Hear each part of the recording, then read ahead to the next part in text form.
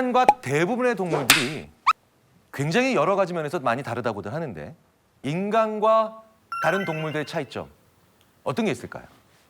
말을 할 수 있고. 말을 할 수 있다. 네. 네. 스스로 할 수 있는 것들 많고 옷을 입을 수도 있고. 옷을 입을 수도 있고요. 네. 네. 숟가락으로 밥을 먹을 수도 있고. 지금 말씀하신 것들 중에 상당수가 사실은 학자들, 뭐 심리학자들뿐만 아니라 인류학자들, 철학자들, 뭐 생물학자들이 심지어 동물을 연구하는 동물학자들조차도 몇십 년, 몇백 년씩 연구했던 주제들이죠. 과연 인간만 말을 할까? 과연 인간만 도구를 사용할까? 그래서 어떤 것들은 또 뒤집어진 것도 있고 기각된 것들도 있고 또 여전히 또 유효한 것들도 있죠. 에반 씨는 어떻게 생각하세요? 다른 동물에 비해서 인간만 가지고 있는 특징. 자기 의지를 자기가 원하는 시점에 행할 수 있는 거.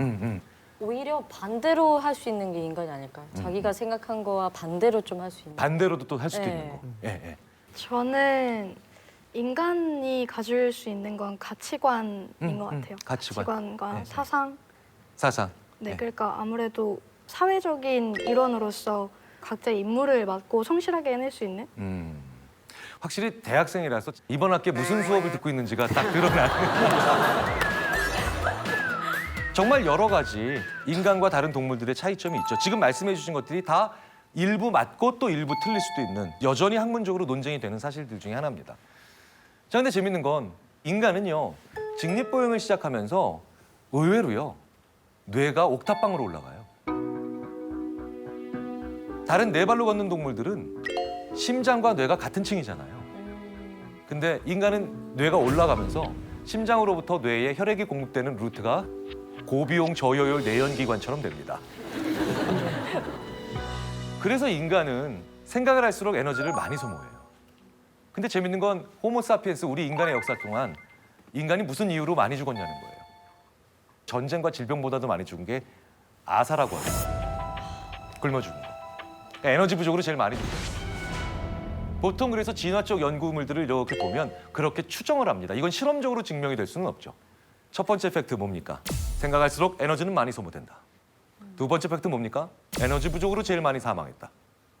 무슨 얘기입니까? 인간은 생각을 안 해요. 그래야 오히려 더 생존력이 높을 수도 있다는 거죠. 그래서 우리 인간의 뇌는 여전히 원시 수렵 상태에 있는 뇌라는 표현을 많이 합니다. 여전히 땅에 떨어진 거 주워 먹는 거 좋아하는 뇌고 속된 별로 멍 때리는 거 좋아하는 뇌예요. 그래서 인간은요 욕구가 있을 때만 생각을 한다는 표현을 많이 해요. 욕구가 없으면 생각을 잘 안 합니다. 자, 그러니 아이들이 멍 때리고 있을 때 어떻게 얘기하셔야 돼요? 너 오래 살겠구나. 보통 요즘 가장 많이 받는 질문 중에 하나는 이거예요. 인간의 뇌와 인공지능, 뭐 컴퓨터가 됐건 로봇의 뇌는 어떻게 다를까? 사실 우리가 인공지능이라고 말하는 것의 정의가 인간을 흉내낸 지능이에요. 인공지능. 근데 문제는 지능이 무엇인가라고 물어보면 뭐 여러 가지 지표들이 있지만 딱 모든 거를 아우르는 답은 없어요. 우리도 사실 뇌 안에서 정확히 지능이 뭔지 몰라요. 근데 우리도 모르는 걸 가지고 인공지능으로 만들어서 비교하려니까 어려운 부분들이 많이 생겨요. 근데 제가 포커스한 포인트는 이거예요. 100개의 기계가 있다고 생각합시다. 굉장히 빠른, 굉장히 큰 계산 능력을 가진 어떤 프로세서가 100개의 기계마다 있고 센서도 있고 외부 세상을 볼 수 있고 분석할 수 있고 막 이런 100개 기계가 있어요. 그리고 100명의 사람이 있어요. 예를 들어서 100명의 사람과 100명의 기계에게 빨간색, 자주색 뭐 이런 색을 줬을 때 100개의 기계가 똑같은 센서를 가지고 있고 똑같은 알고리즘이 돌아가고 있다면 100개의 기계는 거의 똑같이 이 세상 속의 물리적인 신호들을 잡아내서 똑같은 답을 낼 거예요. 근데 신기한 건 100명의 사람에게 똑같은 색을, 물리적인 신호로 된 똑같은 색을 줬을 때 100명의 뇌는 다 이걸 다르게 받아들여요. 약간씩의 차이가 있는 거예요. 빨강이라고는 하지만 그 빨강이라는 카테고리 안에 한 사람 한 사람마다 약간씩 다르게 보는 차이점들이 있는데 그걸 저는 모든 뇌는 특별하다라고 불러요. 그래서 우리의 뇌는 기계와 다르게 저마다 우리는 세상을 조금씩 다르게 보고 있습니다. 이 그림을 처음 시작을 해서 보여드리면 요 그림에서 보이는 것이 뭘까요?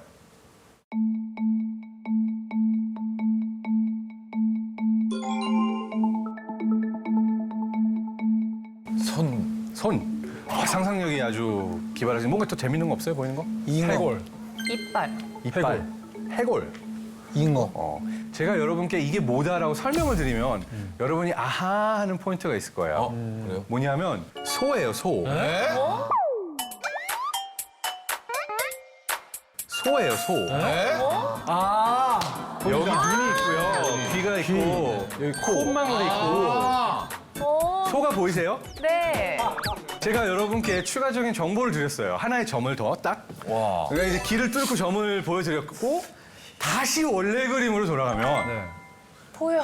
소밖에 안 보여요. 이제 여러분은 네. 다시는 원래 그 이게 뭐지 하는 그림을 보실 수가 없습니다.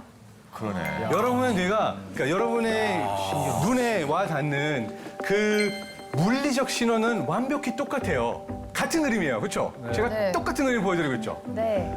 근데 변화가 일어난 거는 이 물리적 신호에서 변화가 일어난 것이 아니라 여러분의 뇌 안에서 점이 하나 더 찍히고 하나의 길이 만들어지면서 여러분은 아 이건 소다 기억을 한 거고 일단 뇌는 의미 있는 것을 기억하려고 해요. 내가 한 번 경험을 했고 그것을 기반으로 의미를 찾기 때문에 아 이게 소다라고 그러면 그 다음부터 다시 이 그림을 보면 항상 소가 보이게 되는 거예요.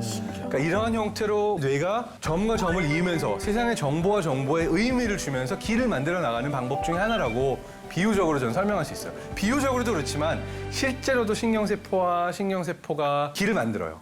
그러니까 뉴런이라고 그러면 신경세포라고 그러면은 그 안에 이제 신호를 전달하는 길이 있어요. 그럼 이 신경세포가 얘한테 전달하고 얘가 또 얘한테 전달하고 얘가 얘한테 전달하는 식으로 정보가 전달이 되거든요.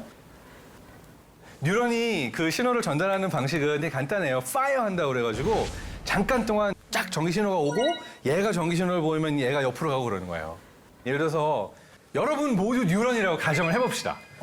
라이브 실험을 해보는 거예요. 예? 여러분이 모두 뉴런이라고 하고 제가 여기서 지금 신호를 드렸어요. 그럼 옆에 분이 어깨를 딱 치고 옆에 분도 옆에 분이 어깨를 치고 한번 해보시겠어요? 자, 신호를 드렸어요. 약간 이런 식으로 전달이 되는 거예요. 근데 그게 아주 빨리빨리 전달이 되거든요. 그래서 뉴런이 사실 신호를 전달할 때 할 수 있는 거는 파이어 하거나 하지 않거나 둘 중에 하나예요. 또 다른 신호에도 반응할 수 있어요. 예를 들어서 여러분이 음악을 저장하는 신경세포들이라고 생각을 해볼까요? 이제 아는 노래가 나오면은 파이어를 해주시고 모르면은 가만히 있으면 되는 거예요. 네. 오케이? 해볼까요? 네.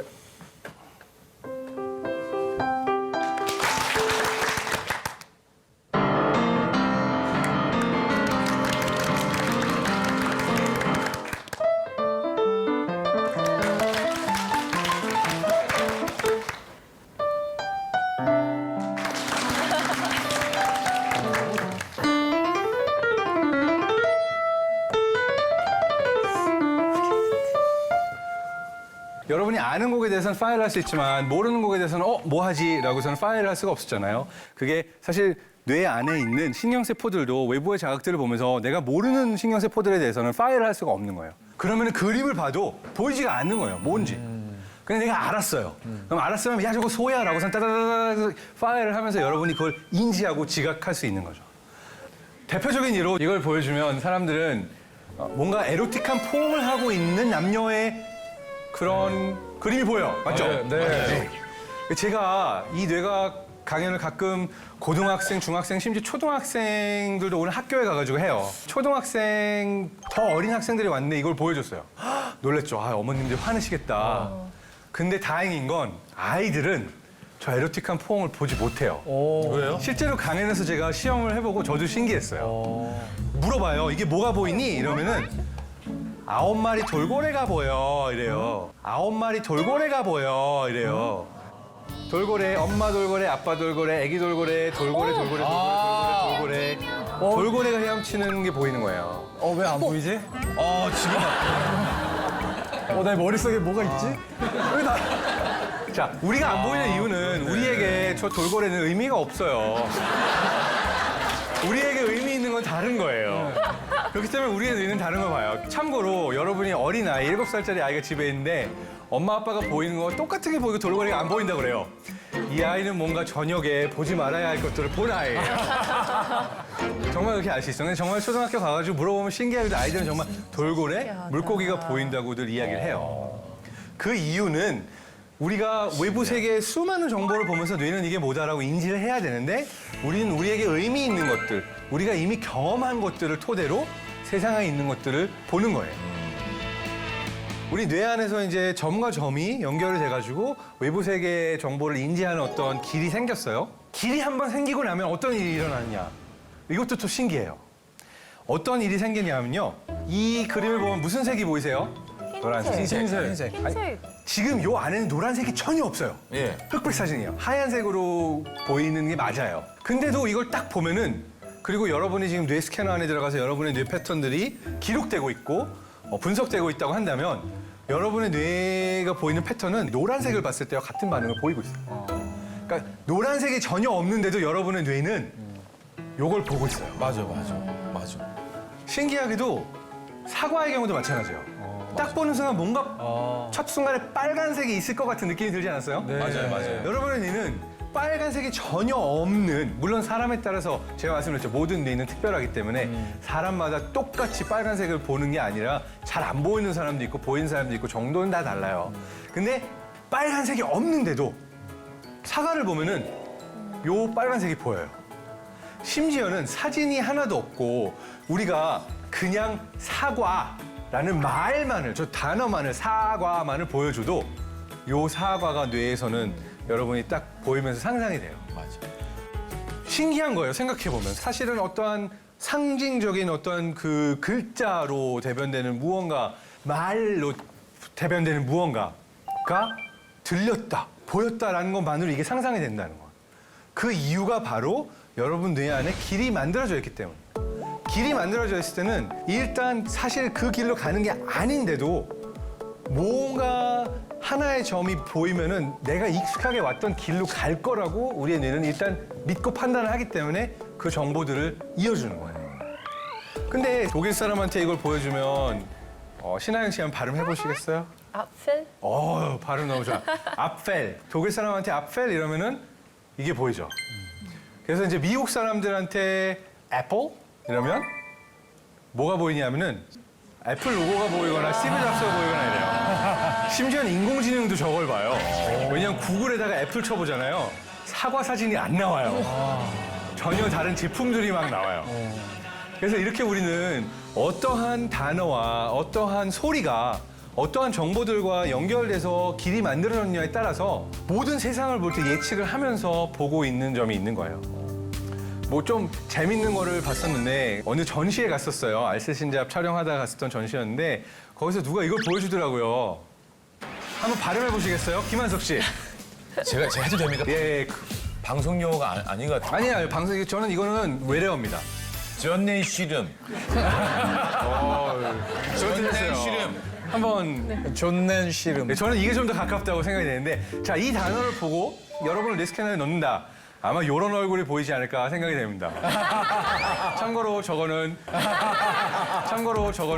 어젯밤 메이크업 전에 저고요. 진짜예요? 모르셨죠?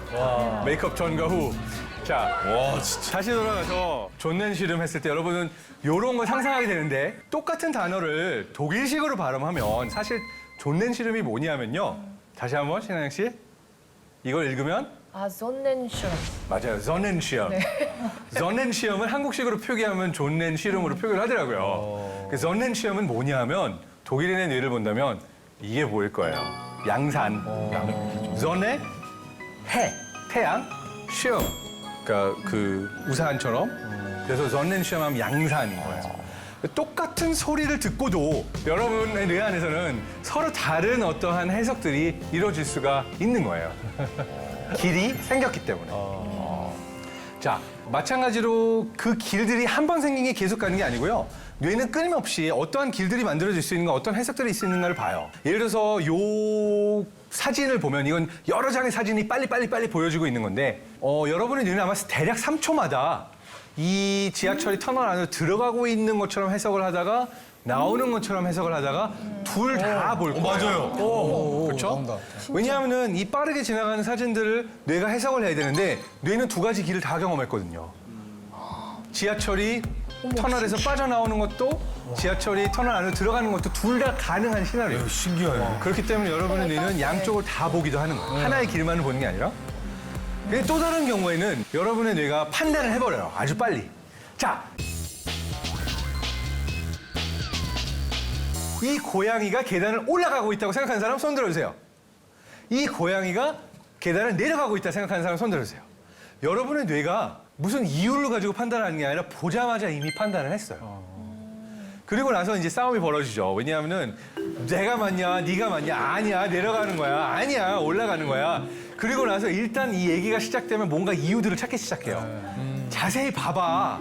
저 계단이 왼쪽, 오른쪽에 저거는 내려가는 걸 수밖에 없어. 튀어나온 모양을 보면 알 수 있지, 이런 식으로. 사실 여러분의 뇌는 그거 신경 안 쓰고 그냥 보자마자 가장 익숙하게 만들어져 있던 길에 의해서 저 사진을 판단을 하고 올라간다, 내려간다를 본 거죠. 그러니까 두 가지의 해석이 다 보일 수 있는 거예요. 여기서 이 파트는 제가 제일 좋아하는 실험이기도 해요. 오른쪽에 앉아 계신 분들은 10초 동안 예. 오바마의 얼굴을 응시해 주세요. 예. 옆에 있는 부시 얼굴 보시면 안 되고 오바마만 봐주세요. 자, 이제 왼쪽에 계신 분들은 10초 동안 부시 얼굴만 봐주세요. 눈을 떼지 말고 시작합니다. 10, 9, 8, 7, 6, 5, 4, 3, 2, 1, 0. 이제 가운데를 봐주세요. 자, 이 얼굴은, 이 사진은 오바마와 부시가 정확히 50대 50으로 섞여 있는 사진이에요. 우리가 합성을 했어요. 근데 이쪽에서 바로 전에 오바마의 사진을 보셨던 분들은 50대 50을 봤을 때 누가 보이나요? 부시가 보였어요. 부시를 보셨던 분들은 누가 보이나요? 오바마가 보였죠. 그렇죠. 실험은 대조 실험을 해야 되기 때문에 이번엔 반대로 해봐요. 그럼 여러분이 경험하실 수 있을 거예요. 이번에 오른쪽에 계신 분들은 10초 동안 부시 얼굴을 봐주시고 왼쪽에 계신 분들이 오바마 얼굴을 봐주세요. 자, 10초 동안 이렇게 가리시고 하나의 얼굴만 보셔도 됩니다. 10, 9, 8, 7, 6, 5, 4, 3, 2, 1. 이제 가운데를 봐주세요. 그러면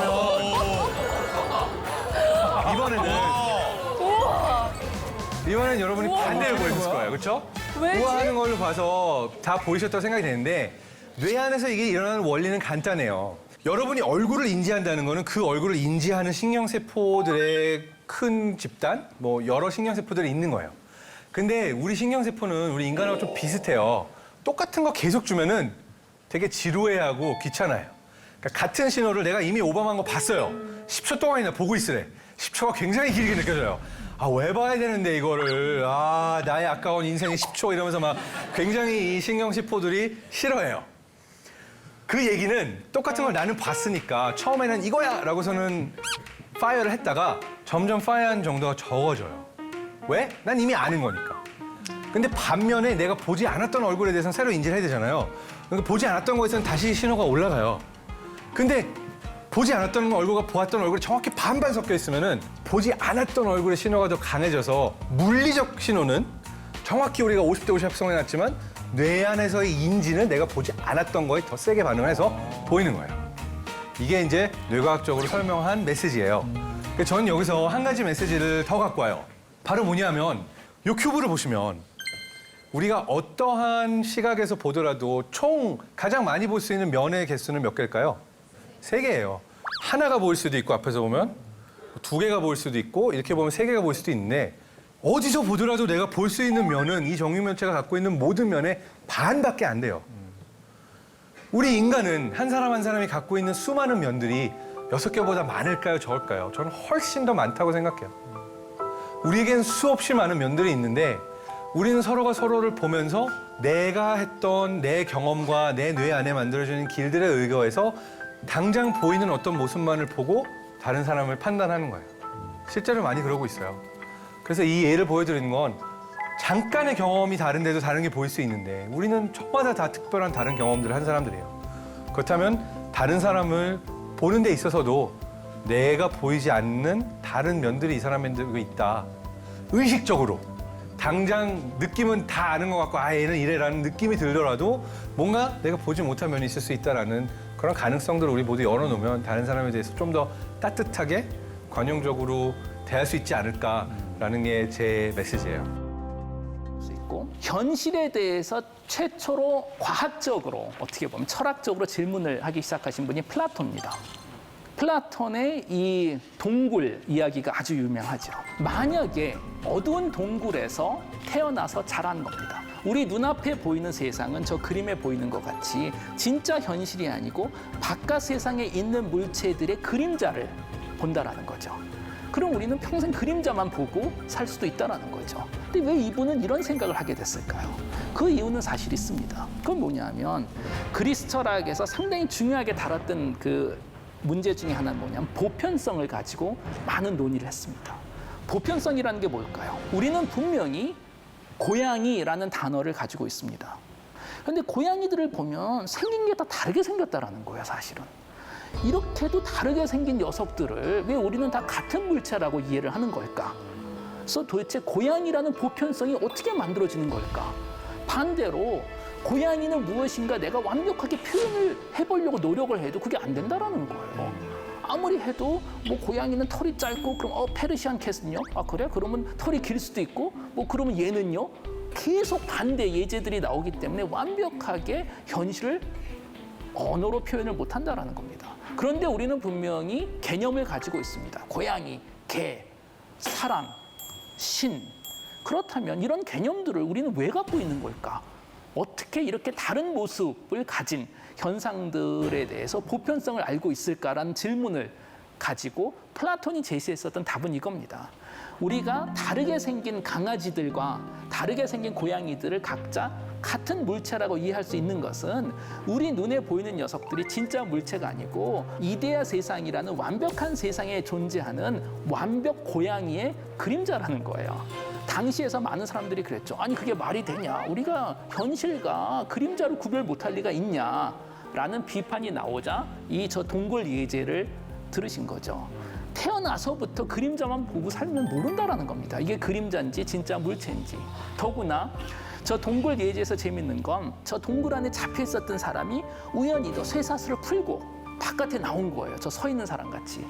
바깥에 나와서 태어나서 처음으로 태양을 보는 겁니다. 근데 태양이 진실인 거죠, 이분이 볼 때는. 그럼 두 가지 일이 벌어진다는 거예요. 첫 번째는 진실을 보여줘도 이 해가 너무 밝아서 세상을 못 볼 거라는 거예요. 그러니까 너무 왜곡된 그림자만 보고 살면 세상을 보여줘도 못 알아볼 거다. 두 번째는 시간이 지나서 세상의 진실, 현실을 알아보고 막 밑으로 내려오는 거예요, 동굴로. 친구들한테. 야, 이게 이 그림자가 진짜가 아니고 바깥에 진짜가 있더라 하고 얘기해도 아무도 안 믿을 거라는 거예요. 그래서 어떻게 보면 약간 우울한 스토리인데 결국 우리가 왜곡된 세상에서 태어나서 자라다가 현실을 알아보게 하더라도 못 알아볼 수도 있고 또 나 자신이 알아보더라도 아무도 나를 안 믿을 거라는 겁니다. 조지 버클리라는 17세기, 18세기에 활동하셨던 영국 철학자가 계시는데 결국 조지 버클리가 이런 말씀을 하신 거예요. 가만히 생각해 보니까 결국 현실이라는 건 뭐냐면 내 오감, 눈, 코, 귀로 들어온 정보를 내가 느낀 게 현실이다. 내가 꿈을 꿀 때 예를 들어서 그걸 진짜로 느끼면 그게 현실이라는 거예요. 그 순간에는. 이게 아마도 그 현대 뇌과학에서 많이 주장을 하는 건데 결국 세상은 존재하겠지만 우리 인간은 이 세상을 직접 관찰하는 것이 아니고 어둠컴컴한 어떻게 보면 플라톤의 동굴 같은 두개골 안에 갇혀 산다라는 거예요. 그리고 이 뇌 안에 만들어진 투사되는 그림자를 가지고 우리가 자라다 보니까 어차피 우리가 받아들이는 세상은 이 동굴 안에 만들어지는 세상이다. 진짜 세상이 어떻게 생겼는지 사실 우리는 알 수도 없다라는 거죠.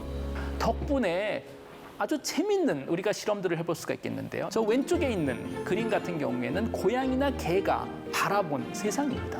흑백은 쥐에게 보이는 세상입니다. 가깝게 보이는 것은 아주 선명하게 보이고 멀면 멀수록 흐리게 보이고 밑에 있는 저 여러 가지는 지금 저런 식으로 벌레의 눈에는 세상이 어떻게 보일까? 수백 개로 복사가 됩니다.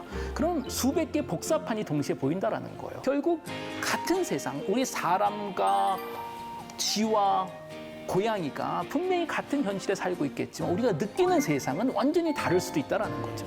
그럼 질문을 할 수 있죠. 누가 느끼는 현실이 진짜일까? 답은 다 현실이라는 거예요. 다 진짜라는 거예요. 쥐의 현실이 따로 있고 고양이의 현실이 따로 있고 그것뿐만이 아니고 김대식의 현실이 따로 있고 쥐상렬 씨의 현실이 따로 있을 수도 있다는 거죠. 우리는 다른 걸 보고 자랐기 때문에. 정말 객관적인 사실과 내가 느끼는 현실의 차이가 있다 보니까 이런 착시 현상들이 많이 일어날 수가 있습니다. 저 맨 위에 있는 화살표 보시면은 왼쪽 선과 오른쪽 선이 사실 길이가 똑같습니다. 그런데 왼쪽이 좀 더 길게 보이죠. 주변에 다른 정보가 있기 때문에 상대적으로 분석을 해서 왼쪽이 더 길다라는 저건 착시 현상입니다. 안 믿으시면 나중에 줄 잡아가지고 재보시면 제가 안 믿으시는 눈빛으로 보셨기 때문에 이쪽이 더 긴 것 같아요. 아니에요. 예, 똑같습니다, 사실은. 밑에 있는 저 두 개 동그라미에 근처에 큰 동그라미들 있죠. 보면 당연히 오른쪽 동그라미가 더 커 보이잖아요. 네. 줄자로 재보면 왼쪽, 오른쪽 저 주황색 동그라미 사이즈가 똑같습니다, 사실은. 아니 앞에 건 그런데 저희가 뭐 바보도 아니고 분명히 저게 더 커 보이는데. 자, 그런데 왜 그럴까요? 왼쪽하고 오른쪽의 차이는 왼쪽은 주변 동그라미가 더 크죠. 네. 오른쪽은 주변 동그라미가 더 작고 저 파란 사각형하고 노란 사각형이 계속 지금 움직이고 있죠. 네. 자, 얘네들이 보면은 배경이 없을 때는 같이 움직이죠. 네. 배경만 생기면 앞뒤로 움직이죠. 네네네. 네, 바뀌는 게 하나도 없는 거예요. 계속 똑같이 움직이는데 배경만 바뀌면 앞서가니 뒷서가니로 바뀐다는 겁니다. 이게. 배경만 있을 때 이렇게 움직이게 만드신 거 아니에요? 아니에요. 저 그런 기술 없어요. 네. 그 정도로 컴퓨터 코딩 잘 못합니다.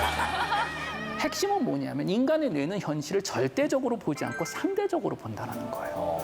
주변에 큰 게 있으면 더 작게 보이는 거고 주변에 작으면 더 크게 보인다는. 그렇기 때문에 주변 사람들이 나보다 더 잘 나가면 내가 상당히 불행해요, 사실은. 저도 그렇기 때문에 예전에 같이 독일이나 미국에서 공부했었던 친구들 중에 저보다 더 잘 나가는 친구들하고는 연락을 끊은 지가 오래됐습니다. 그 친구들이 잘 나가면 뭐 미국의 H대학교 교수가 됐다. 그러면 분노를 참을 수가 없는 거예요. 나보다 더 잘 나가네 하고. 월급도 똑같습니다. 사람들한테 물어보는 거예요. 당신은 2만 원 더 받고 모든 다른 사람들은 10만 원 받는 거를 택하겠습니까? 아니면 당신은 1만 원 받고 다른 사람들은 5천 원 받는 걸 택하겠습니까? 그럼 1만 원을 받겠다 그러는 거예요. 절대적으로 2만 원 받는 게 더 좋을 거 아니에요. 그렇지만 나는 2만 원 받고 상대방이 10만 원 받으면 이게 더 불행하다라는 거예요, 사실은. 그러다 보니까 기술이 발달하고 경제가 발달되면서 우리가 다들 더 잘 살 수는 있지만 모든 사람이 행복하는 건 불가능합니다, 사실은. 행복이란 단어 자체가 상대적인 거기 때문에. 그러니까 모든 사람이 키가 크다라는 건 말이 안 되는 거잖아요. 나보다 더 작은 사람이 있어야지 더 크다라는 게 가능한 거잖아요, 사실. 행복도 비슷한 거라고 지금은 알려져 있습니다. 결국은 어쩔 수 없이 우리가 할 수 있는 건 나 자신이, 내가 나의 행복을 위해서 나보다 더 잘나는 사람, 잘 나가는 사람들하고만 비교하면 내가 아무리 잘 나가더라도 불행할 수뿐이 없다라는 거예요. 현대 사회에 와서 가장 큰 문제 중에 하나는 우리가 인터넷이 발달하다 보니까 전 세계에 일어난 모든 일을 알 수가 있습니다. 지금 제가 대한민국에서 교수 생활을 하면서도 빌 게이츠가 돈이 얼마 있는지를 제가 알 수 있는 거예요. 불행할 수뿐이 없어요. 전 세계에서 제일 잘 나가는 사람들의 삶을 다 알고 있는데 그래서 결국은 타인하고 비교하자면 이건 정말 불행으로 갈 수 있는 가장 빠른 지름길인 것 같고 조금 더 현명한 방법은 지금의 나와 과거의 나를 내가 비교해 볼 수는 있겠죠. 내가 과거의 나보다 훨씬 더 잘 나가고 행복하고 건강하다면 또 행복하겠죠. 그래서 아마도 우리가 비교 그룹을 잘 선택하는 것이 이 행복의 지름길 중에 하나지 않을까라는 교훈을 얻을 수가 있습니다. 그렇죠? 밤하늘. 이 그림을 기억하시고 그 다음에 나온 슬라이드를 한 20초 정도만 뚫어지게 쳐다보세요. 가운데만. 가운데.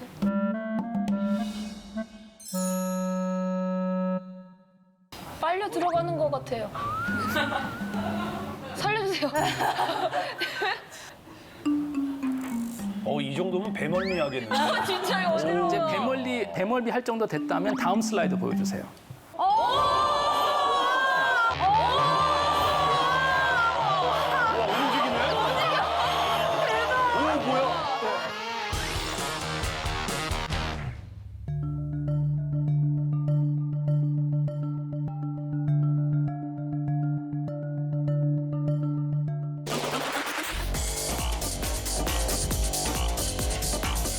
지금은 움직이는 게 하나도 없습니다. 그렇죠? 아까하고 똑같은 그림입니다, 사실은. 아니 저희를 이렇게 놀래미고 산업재예요. 네. 어유. 똑같은 그림인데 중간에 배멀미 나오는 동그란 계속 회전하는 거를 짧은 순간에 봤더니 현실이 완전히 왜곡되는 거예요. 저는 이걸 보면서 항상 생각하는 게 그겁니다. 뱅글뱅글 돌아가는 걸 봤다고 움직이지도 않는 것이 물결같이 막 움직인다면 네. 대한민국이란 세상에서 태어나서 지금 4, 50년 자란 내가 본 경험이 내 눈에 보이는 세상을 얼마나 지금 편견으로 만들고 왜곡시키고 있을까? 나도 모르는 사이에. 그것이 위험하다라는 거예요. 나도 모르는 사이에 절대적인 객관성이 떨어지고 결국 현실 자체가 이렇게 충분히 왜곡될 수 있고 그런데 정말 우리는 그렇게 느낀다라는 거죠. 조지 버클리가 얘기한 대로 우리한테는 그렇게 느껴지는데 그 순간엔 그게 현실이라는 거죠. 지금 배경의 색깔 보이시죠? 네. 그렇죠? 확실히 분명히 있는 거죠, 지금. 네. 한 30초 동안만 저 십자가만 뚫어지게 쳐다보시고 이상한 일이 벌어지면 한번 손을 한번 들어보세요.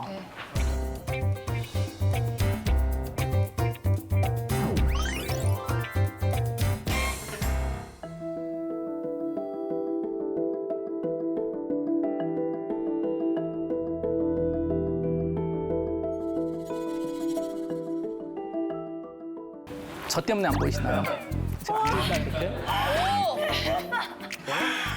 진짜 신기해. 지금 이상한 거 느끼셨어요? 네. 무슨 일이 벌어지나요, 지금? 색깔이 없어요. 네. 십자가에 집중하는 순간 배경이 싹 사라져요, 사실. 네. 근데 집중하지 않으면 색깔이 다시 나타나죠. 네. 그리고 이 색깔은 진짜 있는 겁니다. 진짜로든 있는 색깔인데 눈으로 들어오는 정보를 있는 그대로 우리는 처리하는 것이 아니고 우리는 항상 그림과 그림의 차이값만 계산을 합니다. 왜냐하면 현실이 그렇게 빨리 변하지 않거든요. 우리가 세상을 비디오 카메라라고 계속 촬영을 하면 이걸 다 입력을 해놔야 되잖아요. 그 뇌의 용량이 꽉 차버리는 거예요. 그래서 진화적으로 어떤 방법이 찾아졌냐면 별 일이 벌어지지 않을 때는 그림하고 프레임, 영상하고 영상의 차이값 빼기만 해라. 그리고 차이값이 없으면 그거는 존재하지 않는다라고 생각해라. 자, 차이값을 계산해서 이것이 의미가 있는지 없는지는 시각에서만 쓰는 것이 아니고 우리가 일상생활에서도 많이 사용을 하고 있습니다. 예를 들어서 그거죠. 어제 빼기 오늘. 대부분 큰 차이 없습니다, 사실. 오늘 빼기 내일 또 똑같잖아요. 아침에 일어나서 이빨 닦고 샤워하고 어쩌고 저쩌고 옷 입고 뭔가 하고 저녁에 오고 아침, 점심, 저녁 먹긴 먹었는데 뭔지도 잘 모르고 왜냐? 똑같은 일이 계속 반복되기 때문에 뇌가 봤을 땐 입력할 가치가 없는 거예요, 정보가. 그렇다면은 변화가 없는 정보끼리는 차이값을 계산하고 큰 차이가 없으면 압축을 해서 날려버려요. 그러다 보니까 시간이 지나면 이것이 바로 인생의 매너리즘이 돼버리는 거죠. 똑같은 일만 계속 반복해보면 기억에 남는 게 아무것도 없어요. 올해 2월 달에 뭘 했을까요? 솔직히 기억이 잘 안 나요. 1980년도에 뭘 했죠? 10년이. 나중에 더 나이가 먹으면 내가 20세기에 뭘 했지? 이런 식으로 절대적인 그 시간보다 기억에 남을 만한 일이 없다면 뇌가 봤을 땐 가치가 없다라는 거예요. 다시 말해서 우리가 뇌가 기억하는 현실을 꼭 생각을 해야 된다는 거죠. 나의 행복을 위해서라도. 우리도 가끔 휴대폰 막 사진 똑같은 장면 찍고 시간 날 때마다 비슷한 거 다 지워버리잖아요. 사실 거기서. 똑같은 모습을 뭐 이렇게 하고선 100번 찍고 그런 거 같은 거. 똑같거든요, 어차피. 이런 식으로 뇌는 실시간으로 똑같은 건 다 지워버리는 거예요. 그런데 우리가 나중에 기억에 남는 내 인생은 살아남은 녀석들인 거죠. 살아남는 녀석. 결국 내 인생에 정말 변화가 없고 나는 인생을 항상 똑같은 것만 하면서 살았다. 그럼 사실 아무 의미가 없는 인생으로 기록에 남는 거겠죠. 우리가 뇌를 연구할 때 가장 신기한 것 중에 하나는 뭐냐면 뇌가 머리 안에 있다는 사실입니다. 뇌는 세상을 직접 바라보는 게 아니잖아요. 뇌는 두개골이라는 어둠컴컴한 감옥 안에 평생 갇혀 사는 죄인인 거죠. 얘가 세상을 직접 경험하는 게 아니고 눈, 코, 귀가 전달해주는 정보를 받아서 얘는 해석을 해야 됩니다, 항상. 자, 그런데 여기서 눈, 코, 귀가 완벽하게 정보를 보내준다면 뇌가 그걸 믿으면 되는데 문제는 눈, 코, 귀가 전달해주는 정보가 상당히 많은 문제를 가지고 있다는 겁니다. 여기서 그림 왼쪽, 오른쪽 그림 보시면 오른쪽에 있는 그림이 아마도 여러분들이 바깥의 세상 보시는 장면일 거예요. 그런데 우리가 눈 안에서 눈이 뇌한테 보여준 세상이 어떻게 생겼을까 하고 보면 왼쪽같이 생겼습니다. 여기 보면 앞에 무슨 이상한 거미줄 같은 게 있죠? 그 거미줄이 뭐냐면 우리 망막 안에는 상당히 많은 혈관들이 있습니다. 이 혈관들이 빛이 쏘여지는데 바로 있기 때문에 망막에는 혈관에 그림자가 생길 수뿐이 없습니다. 분명히 눈이 보여준 세상은 이런 거미줄이 있다 그러는데 뇌가 포토샵을 해주는 겁니다. 거미줄을 다 지워줍니다, 사실. 어떻게 거미줄을 지워줄까? 얘가 무슨 능력으로? 눈이 전달해주는 장면들, 뭐 카메라 장면같이 계속 1초에 100장, 200장씩 장면이 들어오겠죠. 이 장면을 뇌는 다 처리하지 않는다라는 겁니다. 바닥 지금 똑같이 생겼잖아요. 벽도 똑같이 생기고 천장도 똑같이 생기고 여러분들도 거의 비슷한 위치에 앉아 있고 똑같은 정보를 계속 입력한다라는 건 낭비인 거예요. 그러면 똑같은 정보가 많이 들어오면 우리가 압축을 할 수가 있습니다. 무슨 압축을 할 수 있냐면 뇌가 하는 건 그림이 들어오면 이 그림 하나하나를 기억하는 게 아니고 그림과 그림 사이의 차이값만 얘는 기억을 합니다. 결국 뇌가 가지고 있는 가장 중요한 방법 중에 하나는 세상을 있는 그대로 보는 게 아니고 항상 차이를 봅니다. 정보에서. 예를 들어서 여러분들이 영어 단어를 공부하려고 똑같은 단어를 500번 외우시면 어느 한순간 뇌는 그 단어가 존재하지 않는다고 생각합니다. 사실은. 우리 인생에서도 비슷하죠. 사실 보면 매일매일마다 살 때 그다지 차이가 없거든요. 어제 빼기 오늘은 거의 0입니다. 오늘 빼기 내일도 0. 그러다 보니까 매너리즘에 우리가 빠지는 이유 중에 하나가 차이가 없는 거예요. 몇 달 후에 오늘 무슨 일이 있었을까? 대부분 기억 못 합니다. 예를 들어서 여러분 올해 3월 달에 뭐 하셨어요? 기억들 안 나실 거예요, 사실은. 그 많은 날들. 2009년에 뭐 하셨어요? 365일이 압축돼 버렸습니다, 사실. 남는 게 없고 나중에 더 나이가 드시면 90년도에 내가 뭘 했을까? 10년 자체가 기억이 안 납니다, 사실은. 변화가 없는 인생을 사시면 나중에 그 인생은 사라져 버립니다, 어떻게 보면. 그러다 보니까 80년을 사셨더라도 그 인생에 변화가 없고 맨날 반복된 인생을 하면 나 인생에서 아무것도 안 했는데? 라는 느낌을 받을 수뿐이 없다라는 거죠. 남는 게 하나도 없기 때문에. 자, 그런데 이 방법에서 중요한 문제가 하나 생기죠. 그건 뭐냐면 아니 바깥 세상에서도 움직이지 않는 녀석들이 있잖아요. 큰 바위덩어리 같은 거. 여러분들의 눈을 잡고 있는 힘줄 6개를 통해서 여러분들의 눈이 지금 조금씩 움직이고 있습니다. 사실은 약간씩. 눈이 이렇게 움직이다 보니까 바깥에서 들어오는 정보는 움직이는 표범이 됐든 움직이지 않는 바위가 됐든 눈에는 흔들려서 매핑이 됩니다. 본다라는 것 자체가 해석이라는 겁니다, 사실은. 우린 세상을 있는 그대로 보는 게 아니고 착각, 착시 또는 해석을 통해서 대부분 세상에 있는 거를 우리가 이해한다라는 거예요. 이 착시 현상이 어느 정도 나냐면 여기 있는 A라는 사각형하고 B라는 사각형 뭐가 더 밝게 보이시나요? 지금 보시면. 비가 밝게 보이죠? 네, 제 눈에도 비가 밝게 보입니다. 네. 아마도 여러분들 눈에도 비가 밝게 보일 거고 그렇지 않으신 분들은 병원에 가보셔야 됩니다. 사실 A라는 사각형하고 B라는 사각형은 똑같습니다. 지금. 옆에만 가려놓으면 똑같다는 걸 볼 수가 있지만 아무것도 없으면 B가 더 밝게 보입니다. 왼쪽에서 이런 식으로. 지금 하시는 것 같이 본인 자리에서도 옆에만 가려보면 갑자기 똑같아집니다. 사실은 A하고 B가. 진짜다. 그러니까 망막은 똑같다고 얘기를 하겠죠. 똑같은 거니까. 근데 뇌는 눈을 절대로 안 믿거든요. 이제 해석을 하기 시작합니다. 어떤 해석을 했을까? 아마도 이런 해석이 아닐까. A하고 B가 눈에는 똑같이 보이지만 B는 그림자 안에 있으니까 원래보다 조금 더 어둡게 보인 상태라고 추측을 하는 겁니다. 그런데 B가 더 어둡게 보이는 상태에서 A랑 똑같기 위해서는 B가 원래는 더 밝아야 된다라는 해석을 하는 거예요. 밝어. 라는 결론이 나면 우리 눈엔 밝게 보입니다. 신기한 건 여러분들 다 아시잖아요. A하고 B가 똑같다라는 거. 다 알고 보는데도 B가 밝게 보입니다. 저는 이 착시 현상 15년 전부터 알고 있어요. 근데 여전히 밝게 보여요. 정말 미치겠어요. 여기서 보시면 얘네들이 지금 뱅글뱅글 움직일 거예요. 지금 보시면.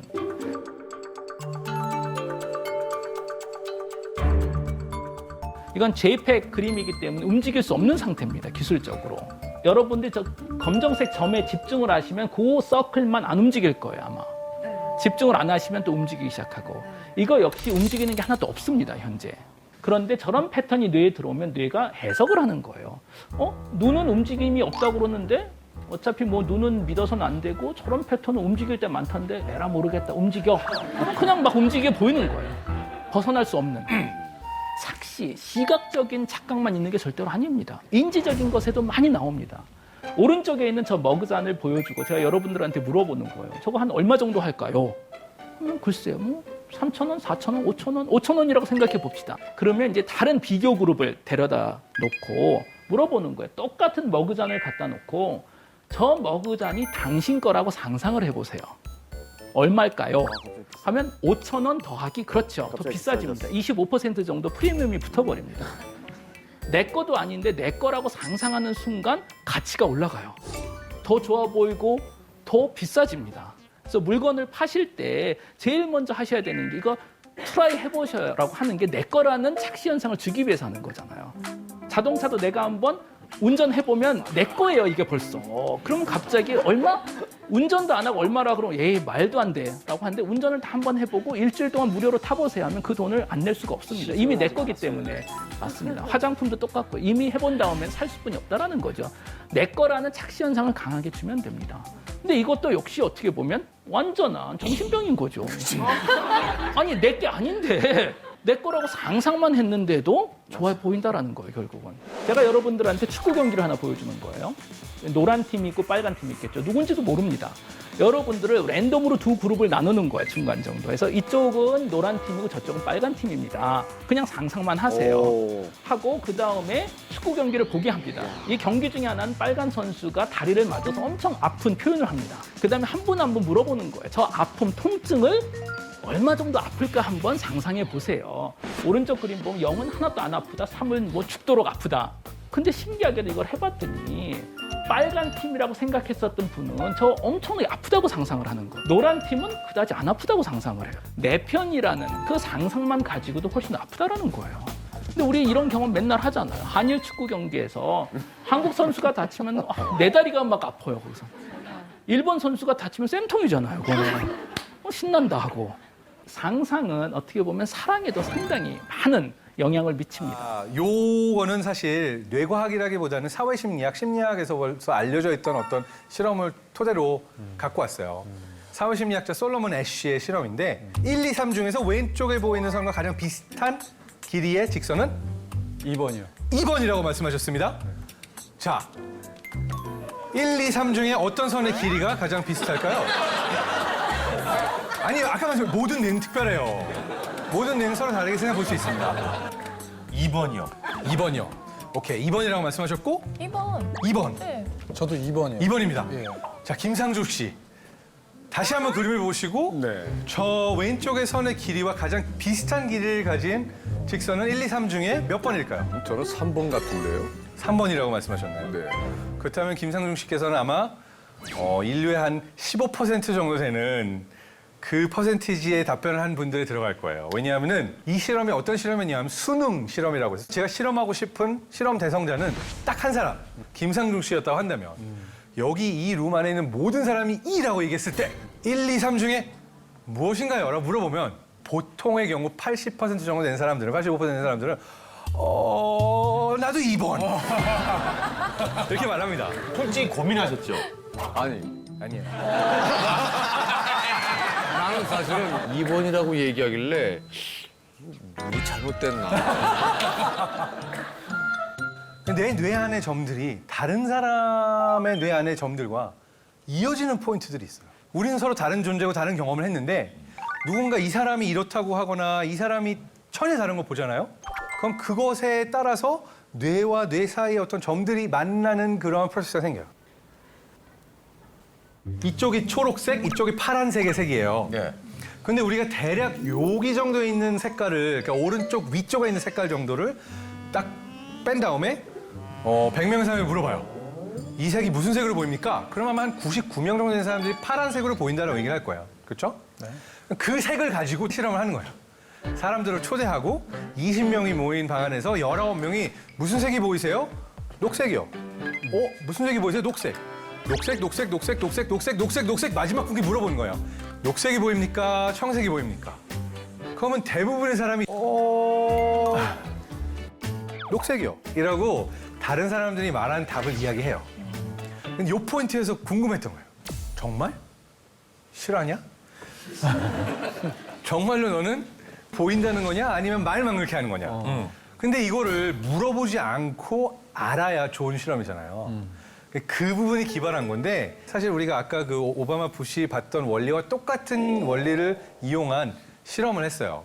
뭐냐 하면은 이쪽은 빨간색을 봐주시고 이쪽은 초록색을 봐주세요. 1, 2, 3, 4, 5 그리고서는 색깔이 없어지면 잠깐 동안 잔상이 남아요. 원래는 한 30초에서 1분이 있어야 돼요. 뭐냐면은 초록색이 보이던 쪽에서는 빨간색이 보이고요. 빨간색이 보이던 쪽에서는 초록색이 보여요. 그 이유는 우리가 저 색을 인지할 때 적색과 녹색이 같이 코딩이 돼 있어서 그래요. 그래서 한쪽에 계속 보면은 반대쪽이 더 세게 보이거든요. 그래서 이 원리를 이용을 한 거예요. 만약에 이 사람이 정말 녹색을 봤다. 그러면은 자기가 봤다고 생각하는 녹색을 30초만 봐주세요. 한 다음에 없어지면 그 다음에 잔상이 빨간색이 되잖아요. 자, 계속 보고 계시다면 다시 한번 초록색을 보고 있다가 사라지면 약간 그 뒤가 빨간색으로 보이고요. 빨간색을 계속 보고 있다가 보면은 잔상이 약간 초록색으로 보여요. 신기해. 그런데 빨강 초록이 이렇고요. 파란색을 보면 약간 오렌지색으로 보여요. 그래서 아까 실험을 돌아가서 20명에게 물어봤어요. 다들 파란색 말하고 마지막 사람이 나도 파란색 이랬어요. 그리고 나서 이 실험을 한 거예요. 이 사람이 만약 정말 파란색을 봤다면 잔상이 오렌지색이 보인다고 이야기를 해야 맞고 말만 그렇게 했다면 잔상은 빨간색이 남아야 맞는 거예요. 기발하죠. 왜냐하면 이 사람은 잔상이 남다는 걸 모르니까 보이는 색만 얘기하면 되는 거잖아요. 그래서 그렇게 물어봤어요. 네. 이 사람에게 정말로 보이는 색이 무엇일까? 뭐였을 것 같아요? 말만 그렇게 했을까요? 아니면 정말로 파란색이 보였을까요? 말만 그렇게 했다? 그러니까 다들 파란색이라고 말하니까 나도 파란색이라고 말만 했지만 보이기는 초록색이 보였다? 저는 파란색이 보여요. 파란색이 보였을 것 같아요. 파란색이 보였을 것 같아요. 신기하게도 모든 사람이 그랬던 건 아니지만 더 많은 사람들이 다들 파란색이라고 말하고 난 다음에는 나도 파란색이라고 말을 했는데 실제로 보고 나면 그 다음에 잔상이 오렌지색이 보였던 거예요. 아니 이렇게 색깔처럼 세상 속에 우리 누구나 정말 당연하게 보는 것들인데 남이 다른 말을 한다고 저렇게 따라갈까? 우리는 다른 사람의 그 어떤 영향을 무의식적으로 많이 받고 있어요. 대표적인 예로 그 로널드 레이건 대통령이 그 당시 미국 대선에서 토론회를 했던 그런 그 비디오가 남아 있어요. 근데 그걸 가지고 사람들한테 물어봤어요. 옛날에 대통령 그 후보들끼리 했던 토론을 보여주고 누가 더 토론을 잘한 것 같냐. 근데 그 비디오를 그냥 다 보여줬잖아요. 그럼 다들 레이건이 더 토론을 잘했대요. 근데 이 비디오를 소리 다 끄고 그냥 자막 처리한 다음에 보여주면 반대편 후보가 더 잘했다고 하는 사람이 많았어요. 그 이유가 뭐냐면 레이건 되게 유명한 연예인에 가까운 사람이었잖아요. 인기가 굉장히 많았어요. 무슨 말을 하고 맞아 하고 박수하거나 하거나 이런 사람들의 호응, 박수, 소리가 같이 들렸던 거예요. 우리는 그 소리를 들었다고 의식적으로 모르지만 그 소리가 들리는 순간 우리 뇌는 저 사람이 더 맞는 것 같은데? 저 사람 말이 맞나 봐 라는 식으로 영향을 받는 거죠. 행복하거나 기쁨을 느끼는 이 패턴도 사실은 도파민의 분비에 큰 영향을 받고 있는데 도파민이 분비되는 포인트는 3가지가 있습니다. 내가 전혀 예측하고 있지 않은데 길 가다가 1,000만 원을 주웠어. 그런데 거기에 심지어는 돌려주지 마시고 찾는 분이 가지세요라고 써 있었어요. 그 순간 뇌는 미치죠. 미치죠. 도파민이 마구마구 분비되면서 기쁜데 이거는 예측되지 않았는데 바로 그런 상황이 생긴 거잖아요. 기뻐요. 그리고 뭔가 내가 기쁠 수 있는 일이 예측될 때 나와요. 그러니까 예측될 때 도파민이 분비가 되고 그리고 실제로 즐거운 일이 일어났을 때도 분비가 돼요.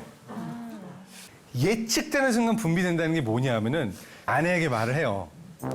내가 오늘 일 갔다가 돌아오면 설거지도 하고 집도 정리할게. 진짜 약속할게. 라고 말해요. 그럼 그 순간 제 아내는 기뻐요. 그리고 나서 제가 정말로 청소를 하고 설거지를 했어요. 그럼 제가 정말로 청소를 하고 설거지를 했을 때 기뻐야 되는데 그때는 도파민이 거의 분비되지 않아요. 그렇지. 그러니까 뭐냐면은 예측이 되고 기쁜 일이 있을 때는 그렇게 거의 분비되지 않고 예측의 순간에 이제 될 거야. 약속했으니까 기쁘다. 이게 분비가 되고 그리고 제일 나쁜 상황이 있어요. 예측을 줬는데 예측한 일이 일어나지 않았을 때 그때는 네거티브로 갑니다. 좋지 않은 감정이 생기죠. 근데 이 예측되는 것 자체를 다르게 우리가 해석해 볼까요? 그러니까 예측이 된다는 거는 뇌가 길을 맞는 거잖아요. 이미. 여기서 여기로 길이 가는 거고 요 점이 있고 요 점이 있고 예측이 된 거예요. 일종의 믿음이 형성됐다고 볼 수가 있는 거예요. 그리고 뇌는 많은 것들을 믿고 있어요. 그러니까 뭐냐면은 밝은 곳에 있다가 어두운 곳에 가면은 물리적으로는 얼굴의 색깔이 어두워지잖아요. 그렇다고 우리가 지금 인종이 바뀌는 건 아니잖아요. 그러니까 그림자가 어두운 곳이기 때문에 색이 전체적으로 어두워진다는 것을 아는 거잖아요, 내가. 이것은 경험을 통해서 학습을 하고 아까 말한 것처럼 길이 만들어진 건데 결과적으로는 그게 어떤 말하지 않아도 되는 믿음처럼 돼서 뇌가 아예 우리에게 의식적으로 이걸 생각하게도 만들지 않아요. 거의 자동으로 인지를 해요. 이게 중요한 이유는 플라시보 효과와 관련된 거예요. 플라시보 효과가 다른 말로 하면 믿음의 힘이에요. 뇌가 어떠한 일이 일어날 거다. 그것이 내 몸에 어떠한 작용을 할 것이다 라고 믿는 순간 내 몸이 물리적으로, 신체적으로 실제로 그런 반응을 보입니다. 그러니까 만약에 우리가 침을 맞으면 그 침이 정말 효과가 있는 걸까? 침이 효과가 있다고 믿어서 그런 걸까? 밝혀지지 않은 침의 원리에 대해서는 일단 보류해두고 밝혀진 부분은 재밌는데 그게 바로 믿음이에요. 침을 맞으면 나을 거다라는 믿음 자체가 정말로 낫게 하는데 그게 실제로 세계보건기구나 아니면 다른 많은 연구자들이 보이기를 나에게 효과가 있다라고 믿고 맞으면 정말로 효과가 있어요.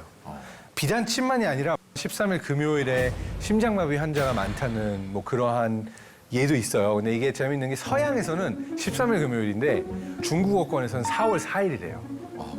그러니까 뭔가 불행을 일으킬 수 있는 것에 대한 믿음 자체가 어떤 안 좋은 일이 일어날 수 있는 확률을 실제로 그게 일으킨 것이 아니라 그런 믿음이 그런 확률을 높였다고도 할 수가 있는 거예요. 자, 간단한 순발력 테스트를 한번 해보겠습니다. 컨닝이라고 5번 해보겠습니다. 시작. 컨닝, 컨닝, 컨닝, 컨닝, 컨닝. 3번만 더 그게 시작. 컨닝, 컨닝, 컨닝. 미국의 초대 대통령은 워싱턴이에요. 워싱턴이에요.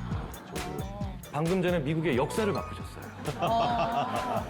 자, 꽃사슴이라고 5번 해보겠습니다. 시작. 꽃사슴, 꽃사슴, 꽃사슴, 꽃사슴, 꽃사슴. 3번만 더 크게 시작. 꽃사슴, 꽃사슴, 꽃사슴. 산타크로스가 뭐 타요? 썰매 타야 돼요. 이거 오늘 어쩌다 어른 끝날 때까지 제가 이것만 한 300개 하다 가도요. 아무도 못 빠져나오고. 제가요. 제 고등학교 동창 중에 공부 제일 잘했던 친구한테 이걸 60개까지 시켜봤습니다. 네. 처음에 한 2-3개만 하고 제가 보내주려고 그랬는데 오히려 저를 못 가게 해요. 왜? 약이 바짝바짝 오르니까 야, 너 하나만 더! 하나만 더! 제가 그때 그 친구한테 59번째 시켰던 게 뭐냐면 보크라고 있죠? 그렇죠, 보크. 네. 자, 보크라고 5번 해봐. 너 이것도 못 빠져나오면 너 사람도 아니야. 너 그냥 고릴라야. 알았어.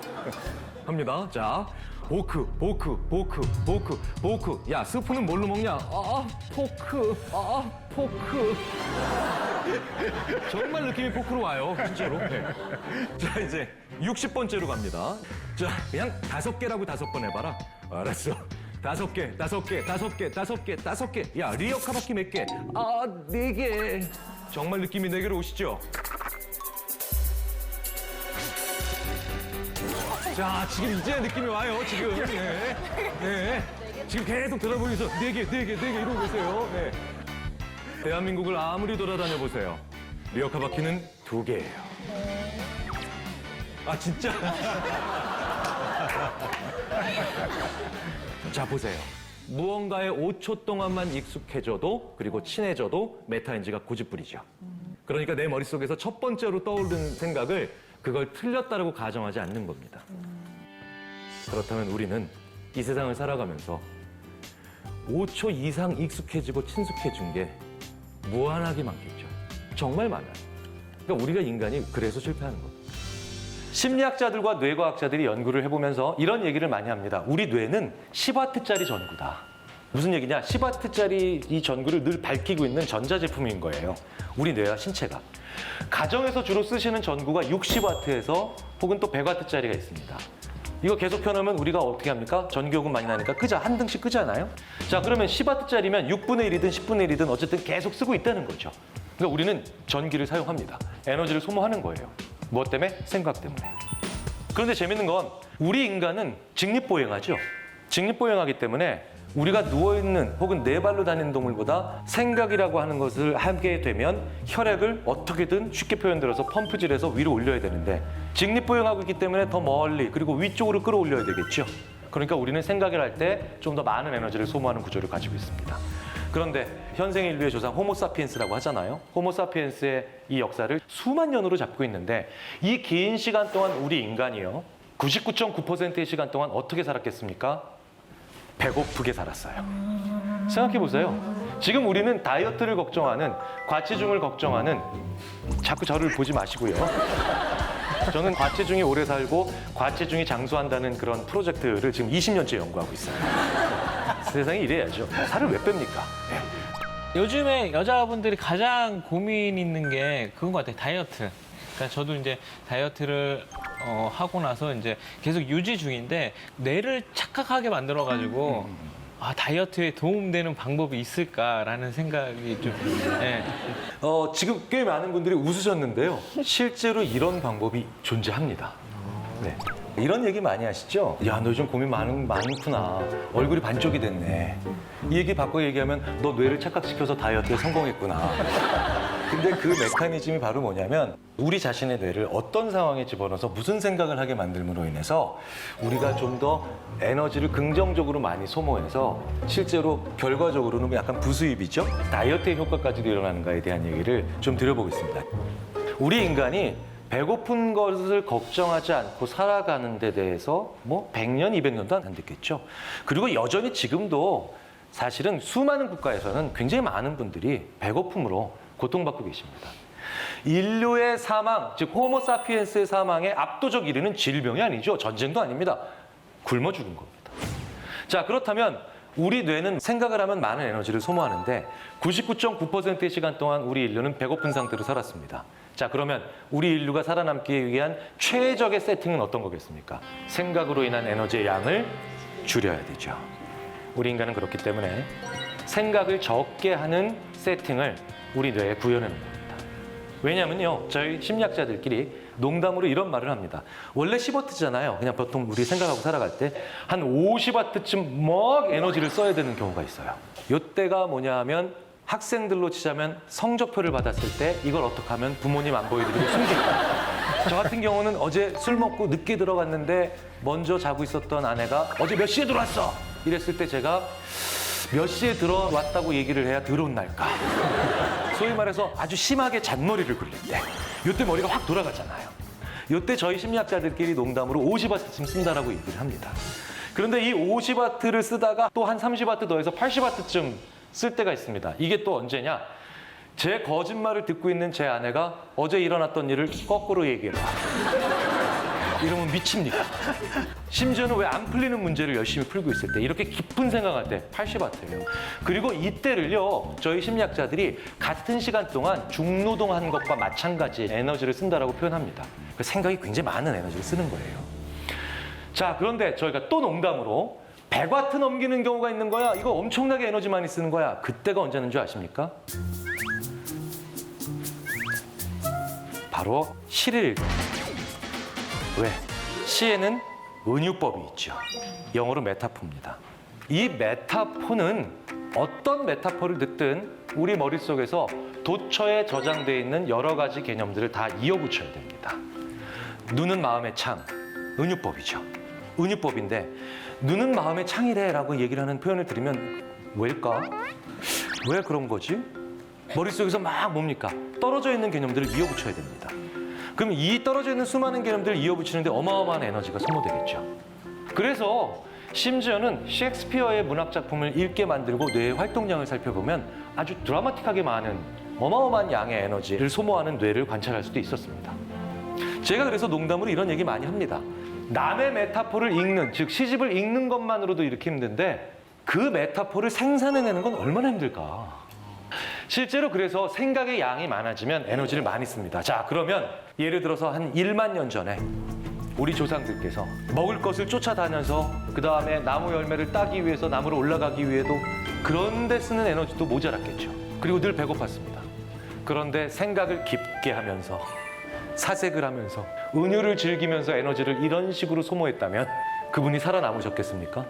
안 살아남았어요. 그래서 우리 인류는 생각을 적게 함으로 인해서 먹이 혹은 식량을 구하기 위한데 주로 그 에너지를 쓰고 생각의 양을 줄여서 그럼으로 인해서 생존하게 된 겁니다. 그러니 우리 인간은 공부하는 뇌가 아니에요. 연구하는 뇌가 아닙니다. 아직도 우리 뇌는 수렵과 채집하고 있는 그 상태에 있는 원시시대의 뇌예요. 그러니까 우리 인간은 뭡니까? 당연히 생각을 많이 하지 않는 습성을 지금도 가지고 있다.